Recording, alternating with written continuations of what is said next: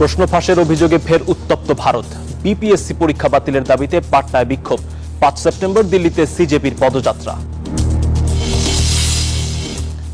ইরানে ফের অর্থনৈতিক নিষেধাজ্ঞা যুক্তরাষ্ট্রের। সামরিক ব্যর্থতা স্বীকারের শামিল দাবি তেহরানের। মধ্যস্থতার চেষ্টায় পাকিস্তান। বিশ্বজুড়ে দুর্যোগের তাণ্ডব। টাইফুন নারার প্রভাবে চীনে ভয়াবহ বন্যা। জাপানের পথে ঘূর্ণিঝড় সৌদেল। রেকর্ড বৃষ্টিতে অচল দিল্লি।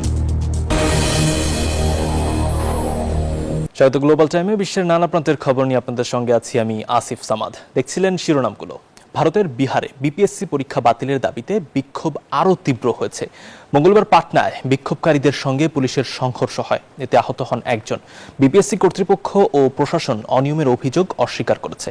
এদিকে ৫ সেপ্টেম্বর দিল্লির রাজপথে নামার ঘোষণা দিয়েছে ককরোচ জনতা পার্টি সিজেপি, যার নেতৃত্ব দেবেন নিট ক্ষতিগ্রস্ত শিক্ষার্থীদের পরিবারের সদস্যরা। দিল্লির রাঁচির পর প্রশ্ন ফাঁস নিয়ে উত্তাল পাটনা। মঙ্গলবার রাজ্যপালের সরকারি বাসভবনের দিকে অভিযানের ডাক দেন আন্দোলনকারীরা। ৭০তম বিহার পাবলিক সার্ভিস কমিশনের পরীক্ষার অনিয়ম ও প্রশ্ন ফাঁস হয়েছে বলে অভিযোগ তাদের। এর নিরপেক্ষ তদন্ত এবং পরীক্ষা বাতিলের দাবি জানান আন্দোলনরতরা। পুলিশ ব্যারিকেড দিয়ে মিছিল আটকে দেওয়ার চেষ্টা করে। কয়েক ডজন বিক্ষোভকারী তার টোপকে সামনে এগিয়ে যান। পরিস্থিতি নিয়ন্ত্রণে আনতে জল কামান ব্যবহার করে পুলিশ। সরকার পুলিশি ব্যবস্থা ও সন্ত্রাসের আশ্রয় নিচ্ছে। বিক্ষোভকারীদের জোর করে তুলে নিয়ে যাওয়া হচ্ছে।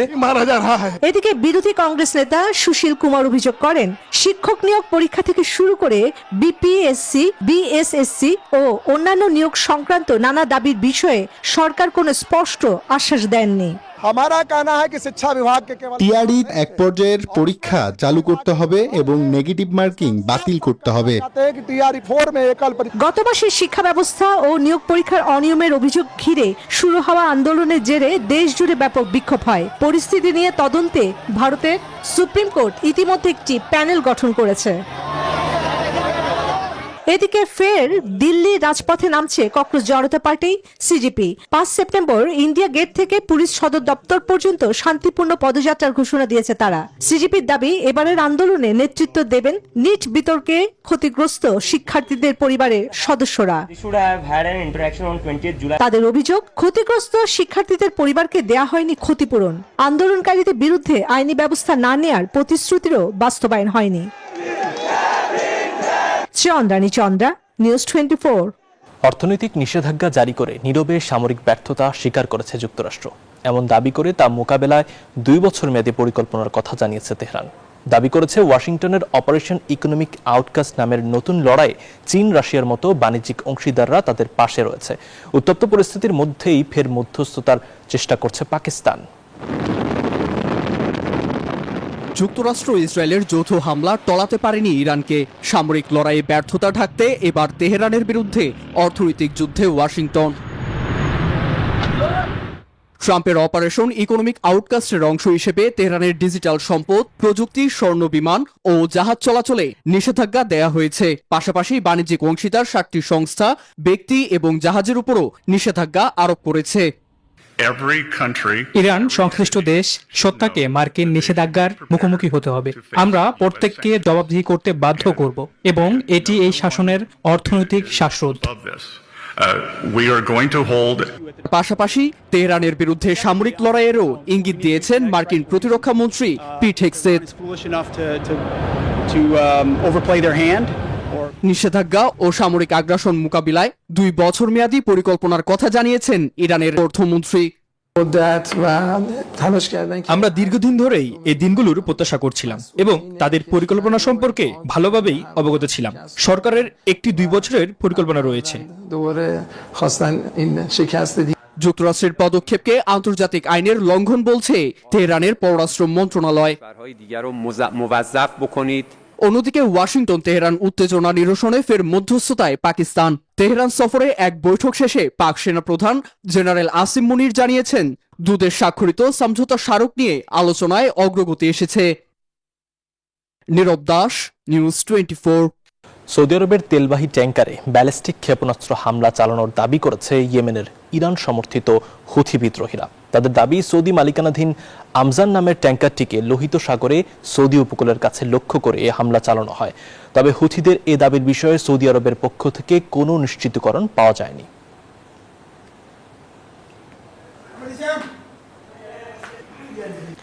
সাত বছর পর ভারত সফরে যাচ্ছেন চীনের প্রেসিডেন্ট শি জিনপিং। আগামী 12 ও 13 সেপ্টেম্বর নয়াদিল্লিতে ব্রিক্স সম্মেলনে যোগ দেওয়ার সম্ভাবনা রয়েছে তার। সঙ্গে থাকতে পারে প্রায় 400 সদস্যের বিশাল প্রতিনিধি দল। গেল বছর নরেন্দ্র মোদীর চীন সফরের পর শির ভারত সফরকে দুই দেশের সম্পর্কের বরফ গলানোর পদক্ষেপ হিসেবেই দেখছেন কূটনৈতিক বিশ্লেষকরা। 2020 সালের গালওয়ান সংঘর্ষের পর ভারত চীন সম্পর্কে তৈরি হয় তিক্ততা। পূর্ব লাদাখে সেনা সংঘাতের পর দীর্ঘদিন মুখোমুখি অবস্থানে ছিল দুই দেশের বাহিনী। পরে সীমান্তের কয়েকটি এলাকা থেকে সেনা প্রত্যাহারের বিষয়ে সমঝোতা হলেও সংকট এখনো কাটেনি। এদিকে আবার ভারত অরুণাচলকে নিজেদের অবিচ্ছেদ্য অংশ বললেও চীন এর ওপর দাবি করে আসছে। সীমান্তবর্তী দুই দেশের এমন তিক্ত সম্পর্কের আবহে ভারত সফরে যাচ্ছেন চীনা প্রেসিডেন্ট শি জিনপিং। নাম প্রকাশে অনিচ্ছুক চীনা 3 কর্মকর্তার বরাতে এমনটাই জানায় বার্তা সংস্থা রয়টার্স। 12 ও 13 সেপ্টেম্বর ব্রিক্স সম্মেলনে শির যোগ দেওয়ার সম্ভাবনা রয়েছে।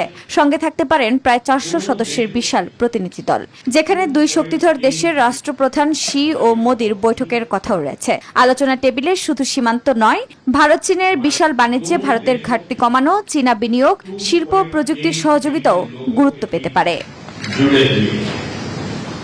এরপর শির এ সফরকে দু দেশের সম্পর্কের বরফ গলানোর পদক্ষেপ হিসেবেই দেখছেন কূটনৈতিক বিশ্লেষকরা। আফরিন মৌ, নিউজ 24। বিশ্বজুড়ে বইছে বৈরী আবহাওয়ার চরম তাণ্ডব। চীনের দক্ষিণাঞ্চলে টাইফুন নারার প্রভাবে ভয়াবহ বন্যা। জাপানের দিকে প্রবল বেগে ধেয়ে যাচ্ছে টাইফুন সাউদেল। ফ্রান্সের দক্ষিণাঞ্চলে টর্নেডোর আঘাতে লন্ডভন্ড বিস্তীর্ণ এলাকা। এছাড়া বলিভিয়ায় ভারী তুষারপাতে স্থবির জনজীবন। আর ভারতের দিল্লিতে টানা বৃষ্টি ও জলাবদ্ধতায় জারি করা হয়েছে সর্বোচ্চ রেড অ্যালার্ট। রাস্তা নয়, যেন আস্ত এক নদী, যেখানে গাড়ির বদলে চলছে নৌকা। চীনের দক্ষিণাঞ্চলে টাইফুন নারার ছোবলে এমনই ভয়াবহ বন্যা পরিস্থিতি। নিংমিং কাউন্টিতে মাত্র 3 দিনে 500 মিলিমিটার বৃষ্টিপাতের পর সর্বোচ্চ সতর্কতা জারি করেছে প্রশাসন। এদিকে ফিলিপাইন সাগর পাড়ি দিয়ে জাপানের ওকিনাওয়ার এগিয়ে যাচ্ছে শক্তিশালী টাইফুন সাউদেল। স্যাটেলাইট চিত্রে দেখা যায় শুক্রবার ভোরে তাইওয়ানের পাশ ঘেঁষে ঝড়টি আছড়ে পড়বে চীনের পূর্ব উপকূলে। বিপর্যস্ত ভারতের রাজধানীও। টানা বর্ষণে কার্যত পানির নিচে দিল্লি। প্রধান সড়কে ডুবে আছে গাড়ি, বাস, অটোরিকশা। ভোগান্তি ছড়িয়েছে হাসপাতালেও। নিচু চত্বরগুলোতে পানি জমে রোগী, স্বজন ও চিকিৎসকদের পড়তে হচ্ছে চরম দুর্ভোগে। প্রকৃতির ভয়াবহ রূপ দেখছে ফ্রান্সও। দক্ষিণাঞ্চলের ভেরজেইলে দানবাকৃতির সুপারসেল বজ্রঝড়ের বুক চিরে নেমে আসে এক ভয়ঙ্কর টর্নেডো। নিমিষেই লণ্ডভণ্ড হয়ে যায় বহু ঘরবাড়ি, আহত হন বহু মানুষ। অন্যদিকে শুভ্র তুষারের চাদরে ঢাকা পড়েছে বলিভিয়ার লাপাজ ও এল আলতো শহর। তবে এই সৌন্দর্যই কাল হয়েছে বাসিন্দাদের। যান চলাচলে অচলাবস্থার পাশাপাশি সাময়িকভাবে বন্ধ রাখতে হয় বিমানবন্দরও। Desk report, news 24। পশ্চিম তীরে অব্যাহত রয়েছে ইসরায়েলি বাহিনীর অভিযান ও বসতি স্থাপনকারীদের হামলা। বেথলহেম ও নাবুলসে অভিযানে সাংবাদিক সহ 6 ফিলিস্তিনিকে আটক করা হয়েছে।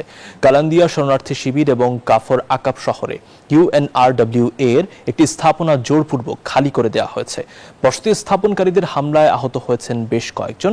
নাবুলসের দক্ষিণে বিদ্যুতের খুঁটি কেটে ফেলা সহ একটি শহীদ স্মৃতিসৌধ ধ্বংসেরও অভিযোগ উঠেছে ইসরায়েলি বাহিনীর বিরুদ্ধে। পশ্চিম তীরে কিছুতেই থামছে না আগ্রাসন। ইসরায়েলি বাহিনীর অভিযান, গ্রেপ্তার আর বসতি স্থাপনকারীদের হামলায় নতুন করে উত্তপ্ত হয়ে উঠছে বিভিন্ন এলাকা। ওয়াফা সংবাদ সংস্থার প্রতিবেদনে বলা হয়, বেথলেহেম প্রদেশে অভিযান ও তল্লাশি চালিয়ে একজন সাংবাদিক সহ 3 ফিলিস্তিনিকে গ্রেপ্তার করেছে ইসরায়েলি বাহিনী। পূর্ব বেথলেহেমে ফিলিস্তিনিদের বাড়িতে হামলার অভিযোগ উঠেছে ইসরায়েলি বসতি স্থাপনকারীদের বিরুদ্ধে। এতে আহত হয়েছেন অন্তত 3 জন। একই সঙ্গে গবাদি পশু নিয়ে যাওয়ার অভিযোগও রয়েছে তাদের বিরুদ্ধে। নাবলুসেও চলে ইসরায়েলি বাহিনীর অভিযান। কয়েকটি বাড়িতে তল্লাশি চালিয়ে আটক করা হয় আরও 3 ফিলিস্তিনিকে। অন্যদিকে দক্ষিণে বুরিন এলাকায় বেশ কয়েকটি বিদ্যুতের খুঁটি কেটে ফেলার কথাও জানান স্থানীয়রা। কোনো যুদ্ধবিরতি নেই, কিছুই নেই। আমাদের জীবন ধ্বংস হয়ে যাচ্ছে, আমাদের তারুণ্য ধ্বংস হয়ে যাচ্ছে, আমরা কিছুই করতে পারছি না। এদিকে নাবলুসের দক্ষিণের মাদামা শহরে বসতি স্থাপনকারীরা একটি স্মৃতিসৌধ ধ্বংস করেছে বলে জানিয়েছে ওয়াফা। ফিলিস্তিনিদের অভিযোগ, পশ্চিম তীরে বসতি স্থাপনকারীদের সহিংসতা ও ইসরায়েলি বাহিনীর অভিযান নিয়মিত ঘটনায় পরিণত হয়েছে। এতে অঞ্চলটিতে বাড়ছে উত্তেজনা ও নিরাপত্তাহীনতা। চৈতি রয়, নিউজ 24। পাকিস্তানের সাবেক প্রধানমন্ত্রী ইমরান খানের সঙ্গে অমানবিক আচরণ ও মৌলিক অধিকার লঙ্ঘনের অভিযোগ তুলে ব্রিটিশ সরকারের হস্তক্ষেপ কামনা করেছেন তার সাবেক স্ত্রী জেমিমা গোল্ডস্মিথ। পাকিস্তানের সুপ্রিম কোর্টের নির্দেশনা অনুযায়ী ইমরানের চিকিৎসা ও পরিবারের সঙ্গে যোগাযোগের অধিকার নিশ্চিতে যুক্তরাজ্য সরকারের প্রতি আহ্বান জানিয়েছেন তিনি। সোমবার এক্সে দেয়া এক পোস্টে জেমিমা বলেন, পাকিস্তান সরকারকে অবশ্যই সর্বোচ্চ আদালতের নির্দেশনা মেনে চলতে হবে।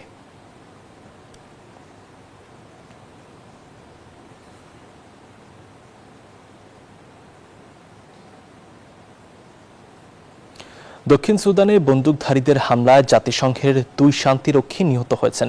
এই ঘটনায় আহত হয়েছেন আরও 7 জন। সোমবার জংলেই রাজ্যের পাজুদ এলাকার দিকে যাওয়ার সময় টহল দলটি অতর্কিত হামলার শিকার হয়। নিহত 2 শান্তিরক্ষী এবং আহতদের মধ্যে 3 শান্তিরক্ষী ইথিওপিয়ার নাগরিক।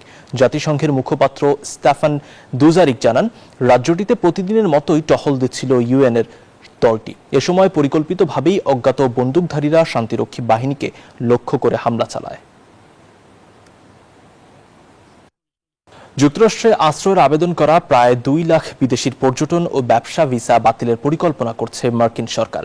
2016 থেকে 2026 সালের মধ্যে দেওয়া B1 ও B2 ভিসাধারীরা এই পদক্ষেপের আওতায় পড়বেন। মার্কিন পররাষ্ট্র মন্ত্রণালয় জানিয়েছে, স্বল্পমেয়াদী ভিসায় গিয়ে যারা স্থায়ীভাবে আশ্রয়ের আবেদন করেছেন মূলত তাদেরই শনাক্ত করা হচ্ছে। তবে ভিসা বাতিল হলেও কাউকে তাৎক্ষণিক বহিষ্কার করা হবে না। আবেদনের নিষ্পত্তি না হওয়া পর্যন্ত তাদের অন্য একটি অভিবাসন শ্রেণীতে রাখা হবে। দ্বিতীয় মেয়াদে ডোনাল্ড ট্রাম্প ক্ষমতায় আসার পর থেকেই অভিবাসন নীতি কঠোর করেছে যুক্তরাষ্ট্র। এরই ধারাবাহিকতায় গত 18 মাসেও বিভিন্ন অপরাধে জড়িতদের প্রায় 2.25 লাখ ভিসা বাতিল করেছে মার্কিন প্রশাসন।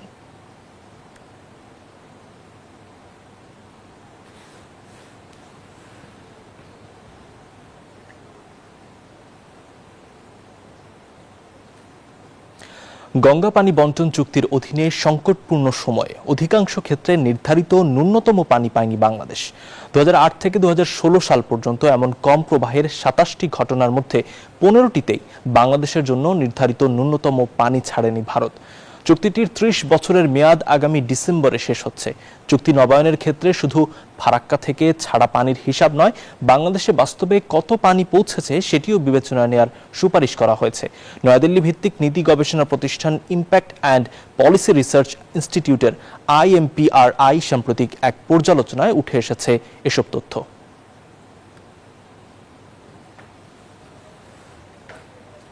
এই ছিল গ্লোবাল টাইমের সঙ্গে থাকায় ধন্যবাদ।